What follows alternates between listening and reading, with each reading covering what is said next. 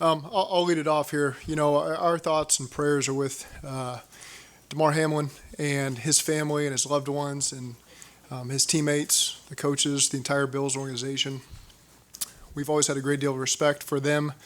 I think that's grown much deeper, obviously, with what we've all seen transpire. And so certainly we're pulling for Damar, hoping for the most positive outlook, and looking forward to him seeing all the support that he's getting from his team, his community, people around the league, his family. That'll be a great day when he's able to see that. I also want to point out a lot of other people that I thought just did an outstanding job handling the situation the other day. All the medical professionals that were involved, the Bills trainers, the Bills doctors, our trainers, our doctors, the paramedics, the emergency response team. I thought that they were on it. They were composed. It was obviously a complicated situation on the field that everybody was trying to process. And for me personally, being down there and seeing the composure that everybody involved had, obviously not knowing how the situation is going to unfold, I was led to believe that it was going to be positive because of how they handled it. And I think that's important to point out that they were prepared and that they gave Damar the best chance. So that was well done by all them, and I was really impressed and thankful for the work they'd put in to be ready for moments like that, and the way they handled it, I think, was important for everybody to see. I also want to point out University Hospital, the doctors and the nurses that are over there helping Damar and his family, the security over there that's doing their best to allow them to maintain their privacy. Obviously, as an organization, we're doing everything we can to support them, but at the same time, give them privacy. And so I think that's something you've really seen both communities rally around. Buffalo, Cincinnati, the NFL community really rally around Damar and the Bills. And we're doing everything we can to support them and make them feel comfortable, but at the same time, make sure that they have privacy as a family to manage this situation. I also want to point out the officials, Sean Smith and his crew. I thought did a tremendous job handling a situation in which there was no rule book, there's no protocols for how to handle that. I thought that they really did a good job of everyone that was on the field could feel the seriousness of the situation, and they did a great job of stepping back and asking the Bills what they needed, us what we needed, giving us the space to process. I thought that they just did a tremendous job of allowing all that to unfold and everybody getting to the decision that ultimately was get to. But I thought that Sean and his crew really managed a difficult situation in which there's really not much precedence that I've ever been a part of. I thought that they handled that really well. And again, just Sean McDermott and Brandon Bean and the entire organization, their support in the moment for Damar, and you could just see how that team felt about him and the impact he has on them. Was class all the way. I always knew Sean. We never worked together, never had a meal together or anything, but always had respect for him. But seeing the way that he handled his team, just deepened that respect for him and verified everything that I always thought he was about as a man. And, just to kind of give context of what we were dealing with on the field as it happened. Because I've watched the TV copy just to kind of see what everybody else saw. And if you think about it, we're on the field.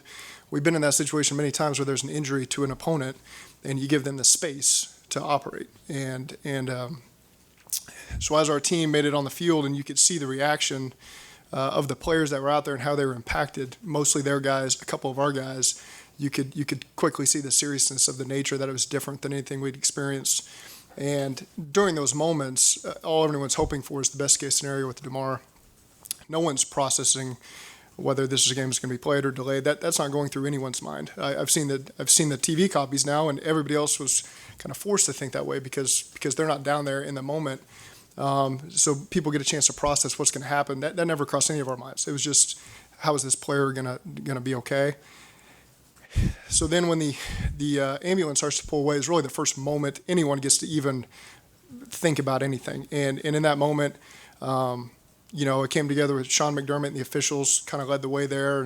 And it was determined, just to take a few moments as teams to just process what had happened and separate and go to our sidelines and just take a few moments to process because no one had that chance. I look at Sean and those players, all they were doing is looking at their teammate and their brother and hoping for the best there. That's the only thing going through their minds. I didn't say a word to anybody the entire time except for TB, who knew Damar, and I could tell that he was going through it. So I could just see the expressions on Jordan Poyer's face and Josh Allen's face and TB's face, and so you're processing just how awful the situation was. We separated as teams. The officials again did a great job of coming over to me and saying, "Hey, they're still trying to process this moment here, Coach McDermott and their team." And so instead of playing telephone on separate sidelines, the decision was made just to go over there and make sure we're all, talking together. And I won't disclose any of the private conversations Sean and I had except for this. When I got over there, the first thing he said was, "I need to be at the hospital tomorrow, and I shouldn't be coaching this game." And so that to me provides all the clarity because there was no unprecedented is the word that gets thrown out a lot about this situation because that's what it is. But in that moment, he really showed who he was, that all his focus was just on Damar and being there for him, being there for his family at the hospital. And at that point, I think everything trended in the direction it needed to trend, and the right decisions were made there. But again, just the way that I really felt Sean McDermott led in that moment for his players. He was there for his players. He processed the right way, which is incredibly difficult, and really helped us get to the solution that we needed to get to. I think was really good. So that's really all I have about the situation. Again, the thoughts and prayers should be with Damar and his family. The support with the Buffalo Bills. Obviously, we've got people on our team that are affected that knew Damar from high school, Cal Adamitis. Tyler Boyd played with him. Plenty of guys are around him in the offseason that had relationships with him. And so we'll continue to support those guys and our players and our team. But again, a lot of support goes to the Buffalo Bills and Damar and his family.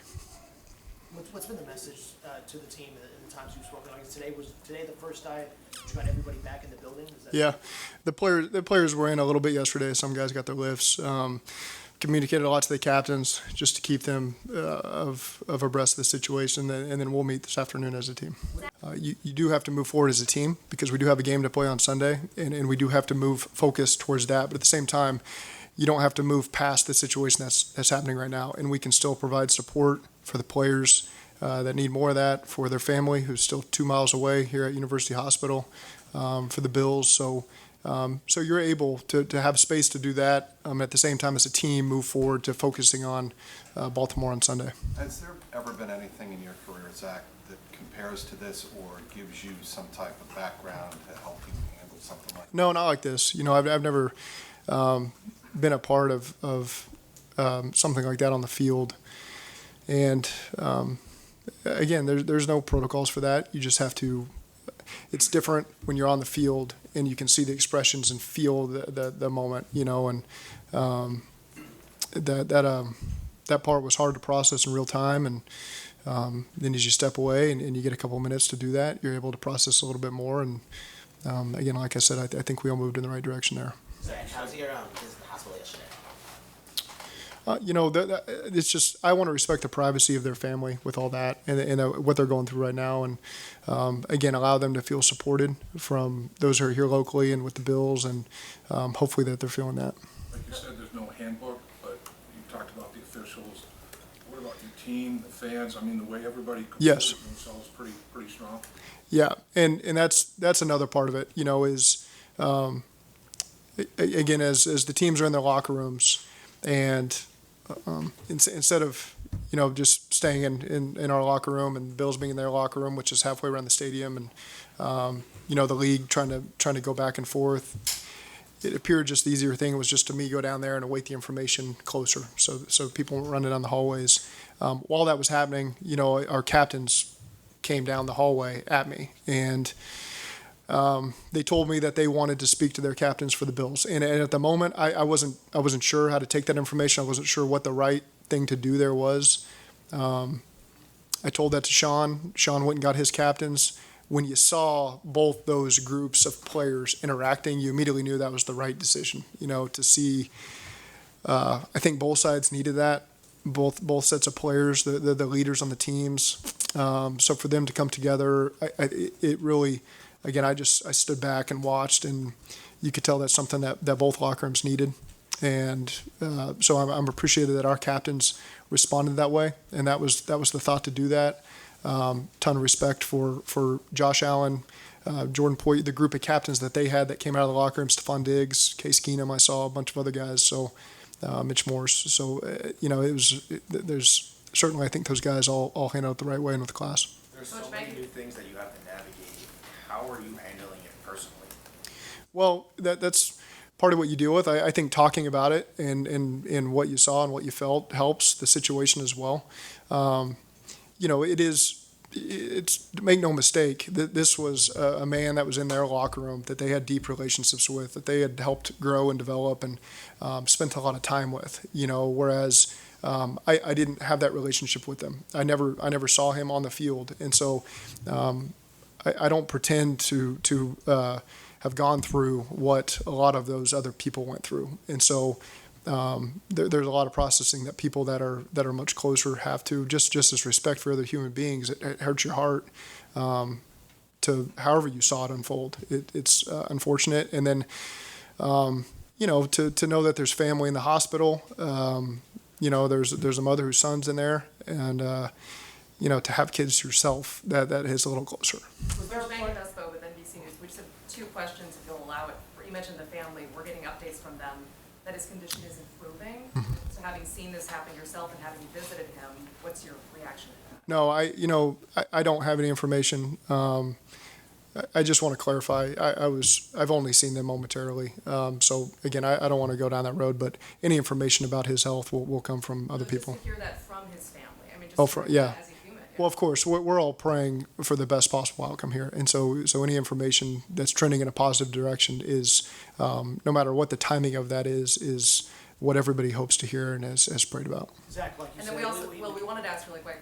You talked about the back and forth on the field, and we really appreciate it. We did just want to ask if you can clarify: were the teams ever asked or told that they were going to resume play? I think.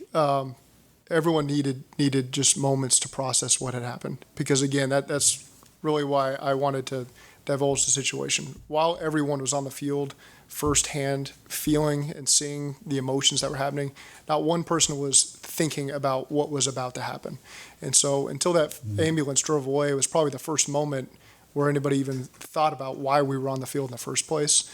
And I think everyone just needed a few moments to separate, process. And then ultimately, the officials did a great job of just allowing us to do that. And then once you get wind that, Buffalo needs to talk about it a little bit more, particularly Sean. That's why we went over there. And then again, when the first thing out of Sean's mouth is, "I need to be at the hospital with Damar," that's kind of a no-brainer for everybody who was involved in that conversation to let's separate and let the NFL take the next steps, which they did. So that's all I have on that. Kind of on that note, what were the conversations like with you, the Bengals, and the league, and specifically what ended up leading to the game being postponed? Well, I don't know the information on all that. I just know we got our players in the locker room, there really wasn't much information to give. There was a lot to process. Again, unprecedented is the word that comes up a lot because it is, and I think you want to gather all the information before people make a decision. I'm not a decision maker in that situation.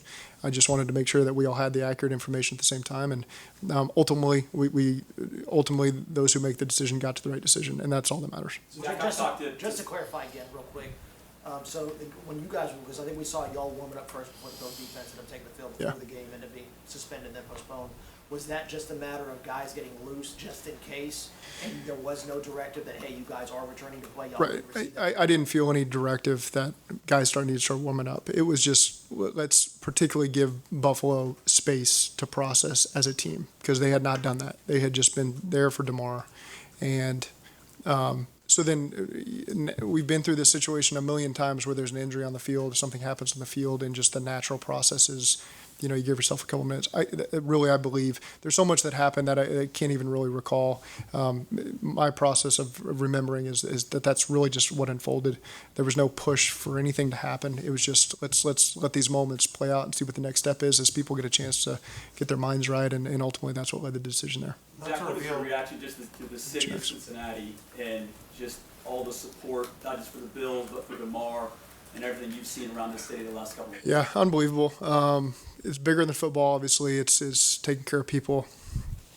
I think Cincinnati and Buffalo are very similar that way, just the communities and the way that the people are. So, again, that's just been I'm not out and about, right? I'm here, so I don't get to see all that, but I know what my wife tells me. I know what I've seen, and just the outpouring of support has been incredible. It's not surprising, just you all know my feelings about Cincinnati. People I know in Buffalo, it's the same way, So again, just two communities that have been there for each other. And then on a larger scale, just the NFL community. You look at the other organizations, the players, the coaches, the fan bases. I think everybody has appropriately done what's needed to be done here to support Damar. And again, we had a stadium full of people that were in a situation that's never happened before, where the game is called off for the night and people are left not knowing what to do. And for our fans to understand that and handle that the right way and just be supportive of the Bills, I thought was very classy. And that's much appreciated by everybody involved. Zach, how's T handled this? T has handled it well, and again, I'm not standing next to him directly at all times, but my communication been with him is that he's doing okay.